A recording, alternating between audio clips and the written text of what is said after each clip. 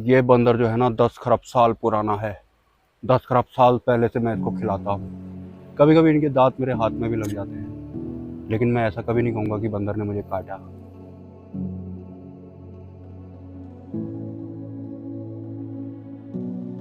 अबला का वास्तविक अर्थ इस पृथ्वी लोक के सिर्फ 17 संतों को पता है। जैसा कि आपने किताबों में पढ़ा होगा कि जब कलयुग का पूर्ण रूप से समापन हो जाएगा, अंत हो जाएगा, तो हमारे इस पृथ्वी लोक का कोई भी रहस्य नहीं रह जाएगा।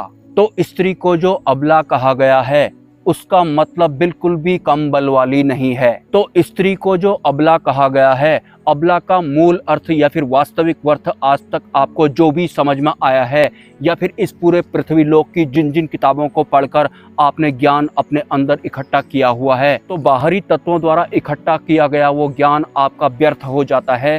क्योंकि अबला का जो वास्तविक अर्थ है वो आपको किताबों में ढूंढने से बिल्कुल भी नहीं मिलने वाला है।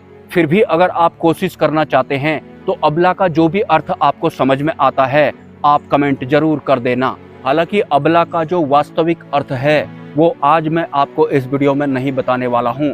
बहुत सारे अपने वीडियोज में मैंने ये भी बोला है कि संतजन कहते हैं कि हमारे इस पृथ्वी लोक के बारे में या फिर इस ब्रह्मांड के बारे में कुछ रहस्यों को किताबों में बिल्कुल भी नहीं लिखा गया है, क्योंकि द्वंद्व व्यवस्था वाले हमारे इस पृथ्वी लोक में कुछ रहस्यों को रहस्य ही रहने दिया जाए तो ही इस व्यवस्था की निरंतरता बरकरार रहती है। लेकिन जैसा कि किताबों में लिखा गया है, जब भी किसी युग का अंत होता है तो उस युग के अंतर्गत जितने भी रहस्य होते हैं, नई सभ्यता के आगमन से पहले वो सभी रहस्य जो होते हैं वो साफ साफ उजागर हो जाते हैं।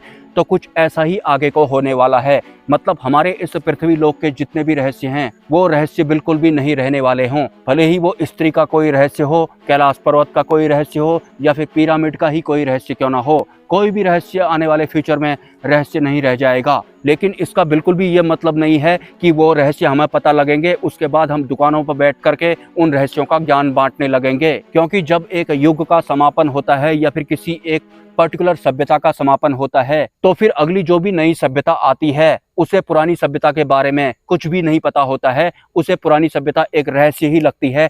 जैसे कि प्राचीन समय की जो भी सभ्यताएं हैं वो आज की मानव सभ्यता को समझ में ही नहीं आती है। और बीते कुछ समय से आपने नोटिस भी किया होगा हमारे देश में या फिर पूरे विश्व में जगह जगह प्रलय आ रहे हैं, और प्रलय कुछ ऐसे होते हैं कि अगले एरिया को उस प्रलय के बारे में पता ही नहीं होता है।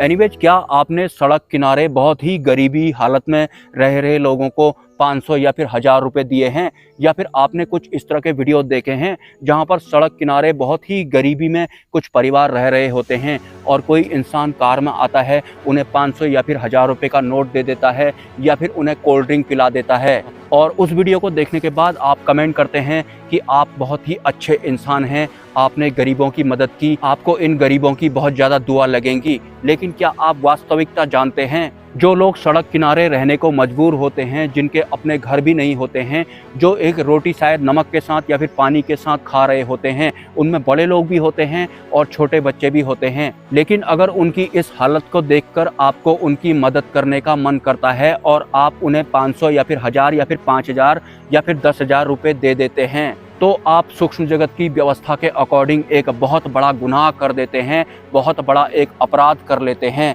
क्योंकि अचानक से 500 रुपये, 1000 रुपये या फिर 5 या 10,000 रुपये देने से उनकी लाइफ नहीं बन जाएगी, उनका घर बार नहीं बन जाएगा। हाँ, लेकिन वो 2-4 दिन के लिए अच्छा खाना खा लेंगे या फिर 2-4 दिन के लिए अच्छे कपड़े पहन लेंगे, और वास्तव में जो उनकी पुरानी सिचुएशन थी वो दोबारा से वापस आने ही वाली है। और 500 या 1000 रुपये देने के बाद जो कुछ दिन तक उनकी जो जिंदगी थी ट्रैक पर आ गई थी, वो दोबारा से उसी ट्रैक पर पहुंच जाती है। और तो और वो जिस हिसाब से पहले जीवन यापन करते थे उस तरह से बाद में जीवन भी यापन नहीं कर पाते हैं। अगर किसी सड़क किनारे रहने वाले गरीब की, जिनके पास अपना घर ही नहीं है, उनकी आपको मदद करनी ही है, तो आपको सीधा सीधा उन्हें 20 लाख, 25 लाख या फिर 1 करोड़ रुपए ही देने चाहिए।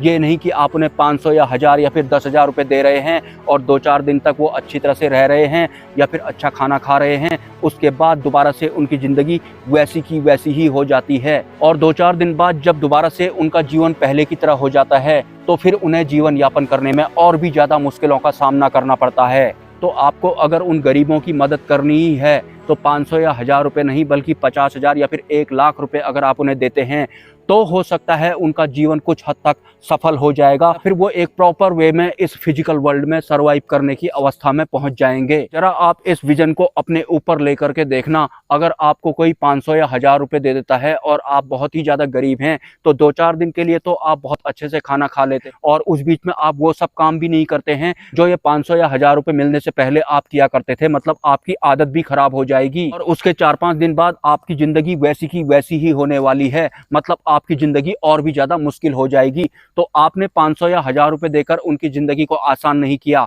उनके फ्यूचर को आपने और भी ज़्यादा मुश्किल बना दिया है। और जैसा कि कहते हैं कि गरीब की दुआ भी लगती है, तो आपके लिए तो उनकी दुआ काम कर जाएगी लेकिन उसकी एवज में उनकी जो जिंदगी है और भी ज्यादा बदतर हो जाएगी। तो एक तरह से आप इनडायरेक्टली उनके गुनाहगार बन जाते हैं, जिसका खामियाजा आपको भविष्य में कभी न कभी भुगतना जरूर पड़ेगा। इस जन्म में नहीं भुगतना पड़ा तो अगले जन्म में हो सकता है जो सिचुएशन आज उनकी है वो सिचुएशन आपकी होने वाली है, और ये होता भी है। एनीवेज, मुझे बहुत सारे टेक्स्ट मैसेज आते हैं या फिर व्हाट्सएप आते हैं कि गुरुजी मैं आपसे बात करना चाहता हूं या फिर मैं आपसे मिलना चाहता हूं। तो देखिए, मैंने बहुत सारे अपने वीडियोज में बोला है कि मैं कोई गुरु वुरु नहीं हूं और ना ही मुझे गुरु बनना है। वो बात अलग है कि बहुत सारे मेरे वीडियोज देखने वाले मुझे गुरुजी बोलने लगते हैं। और जहां तक बात रही फोन कॉल पे बात करने की या फिर मिलने की, तो मैंने अपनी आज तक की जिंदगी में जो भी प्राप्त किया है, जो आप वीडियो के तौर पर देखते हैं, वो मौन रहकर ही प्राप्त किया है। इस तरह के वीरान जगहों की वजह से ही मुझे ये सब ज्ञान भी प्राप्त हुआ है। और जिस इंसान का जीवन मेरे जैसा होगा या फिर जो मेरे रास्तों पे चलने लगेगा वही इंसान मुझे समझ सकता है। ऐसा नहीं कि 6 महीने पहले आपने स्पिरिचुअल वर्ल्ड के बारे में सुना था, उसके बाद अचानक से आपको डेप्थ एंड ब्रीफ नाम का एक चैनल टकराता है, आप उसके वीडियो पर क्लिक करते हैं, आपको लगता है कि ये तो कोई बड़ी चीज़ है क्योंकि ये तो पर्चा लिखने वाले बाबाओं को भी डिक्लाइन कर देता है और काफ़ी वीडियोज में प्रूव भी कर देता है। तो मैं अब सीधे सीधे इससे ही बात करूंगा या फिर इसी को अपना गुरु बना लेता हूँ, या फिर जहाँ ये रहता है, जहाँ पर ये जाता है, मैं भी वहीं चले जाता हूँ। जबकि 2 या 3 वीडियोज में मैंने आपको ये भी बोला है कि मेरी जैसी जिंदगी आप में से कोई भी इंसान 15 मिनट नहीं जी सकता है। 15 मिनट मैंने बहुत ज़्यादा बोला था, 3 मिनट भी आप में से कोई भी इंसान मेरा जैसा जीवन बिल्कुल भी नहीं जी सकता, और ये एक वास्तविकता भी है। मैं ज़्यादा से ज़्यादा जो भी मेरे पास है वो मैं एक वीडियो के माध्यम से आप लोगों तक पहुंचा सकता हूं। इस तरह से किसी से मिलने में या फिर फ़ोन कॉल में बात करने में मेरा कभी भी कोई इंटरेस्ट नहीं रहा था। 15 साल हो चुके हैं, मुझे ऐसा लगता है कि मैंने 10 या 12 बार ही किसी से फ़ोन पे बात की होगी, और मैं ज़्यादा लोगों से कनेक्शन भी नहीं बनाता हूँ। किसी एक ही इंसान से मैं कनेक्शन बनाता हूँ, और बार बार अगर मैं बात भी करनी होगी तो उसी से करूँगा, भले ही वो निम्न स्तर का ही क्यों ना हो। अगर वो उच्च स्तर का नहीं बनेगा तो फिर मैं उसे डायरेक्ट ब्लॉक मार देता हूँ। और पिछले 1 साल में मैंने ऐसे बहुत सारे लोगों को ब्लॉक मारा है, जिनमें से बहुत सारी स्त्रियां भी शामिल हैं और पुरुष भी शामिल हैं। उनमें से कुछ मेरे आसपास के हैं और कुछ सड़कों पे मिलने वाले हैं, जिन्हें कि आज तक मैं समझ में नहीं आया और ना ही फ्यूचर में कभी आने वाला हूँ। तो मजबूरी में मुझे बहुत सारी फीमेल्स को या फिर बहुत सारे मेल्स को ब्लॉक करना पड़ा था या फिर करना पड़ा है। वैसे गलती उनकी भी नहीं है, क्योंकि इस संसार में जो भी इंसान जन्म ले लेता है और सरवाइव करने लगता है तो कई सारी मान्यताओं के साथ और धारणाओं के साथ वो सरवाइव करने लगता है। धारणाओं या फिर मान्यताओं को अगर मैं सरल भाषा में समझाना चाहूँ, जैसे कि आप विवाह तंत्र की चपेट में आ चुके हैं और आपकी एक वाइफ है। चलो, आपने शादी की, आपकी एक वाइफ है, इतने तक तो ठीक है, लेकिन अपनी वाइफ को आप कुछ और ही मानते हैं, कुछ और ही धारणाएं उसके बारे में हैं, कुछ और ही मान्यताएं आपने उसके बारे में अपने अंदर भर रखी हैं। और जब वो इंसान आपकी धारणाओं के या फिर आपकी मान्यताओं के अकॉर्डिंग नहीं होता तो फिर हमारे अहंकारों को ठेस पहुंचती है। तो धारणाओं और मान्यताओं से ऊपर उठना बहुत ज्यादा जरूरी होता है, स्पेशली अगर आप इंडिविजुअल वर्ल्ड की यात्रा कर रहे हैं या फिर करना चाहते हैं। बहुत सारे लोग जो पहले मेरे वीडियोज में दिखाई पड़ते थे वो यूजलेस बातें करते थे या फिर बहुत सारी धारणाएं या फिर मान्यताएं उन्होंने अपने अंदर भरी हुई थी। जब भी वो मुझे मिलते थे तो यूजलेस बातें ही करने लगते थे। और आप देख रहे हैं कि मैं किस तरह के वीडियोज बनाता हूं, तो मैं इंसान किस हिसाब का हूँगा। तो फिर अगले दिन मिलने पर इस इंसान की यूजलेस बातें मुझे ना सुनने को मिले, इस वजह से किसी इंसान को मैं रात को 11 बजे कॉल करता था, ताकि जो भी बातें ये कल को करने वाला है जो कि मुझे सुननी ही नहीं है, मैं रात को ही फोन पे इससे कर लेता हूँ। और एक दिन मैंने ऐसे बहुत सारे इंसानों को बताया भी था कि तुम्हें शायद पता नहीं है कि रात को 11 बजे से लेकर 1-1:30 बजे तक मैं तुम्हें फोन क्यों करता हूँ। इसी वजह से करता था कि अगले दिन अगर ये इंसान मुझे मिलता है तो ये फालतू की बातें करे ही ना, ये चुप ही रहे, मतलब मौन ही रहे,